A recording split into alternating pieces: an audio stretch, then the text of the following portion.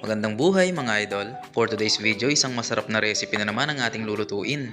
Magluluto nga pala ako mga idol ng tinatawag naming ombok. Ito po ay nakukuha namin dito sa mga lawa, dito sa Kapas Tarlac. Ang unang step po na aking ginawa ay nilaga ko muna ang mga ombok para hindi po tayo mahirapan sa pagkuha sa kanilang laman. At after ng ilang minuto, ay okay na yan mga idol. Pwede na natin yang hanguin at ilipat sa palanggana. At dito mga idol ay kukunin lang natin yung kanyang laman. Dalawang putahe nga pala ang lulutuin ko dyan mga idol. Kumuha muna ako ng mga ilang piraso dyan at susubukan natin kung okay ba siya sa pinirito. After ko yung mahugasan ay nilagyan ko lang yan ng breading mix. Haluin lang natin yan hanggang maging ganito ang kanyang itsura. At nung okay na yan agad na ako nagsalang ng ating pan. At nagpainit lang tayo dyan ng mantika.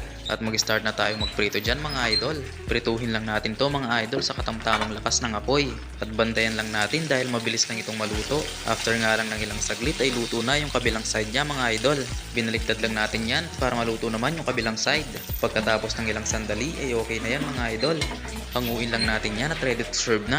Masarap ito mga idol kapag meron kang sausawang suka na maraming sili. At ayan mga idol, luto na ang ating fried crispy ombok. At abangan sa aking next vlog ang isa pa nating masarap na recipe. Maraming salamat sa panood. Hanggang sa muli, paalam!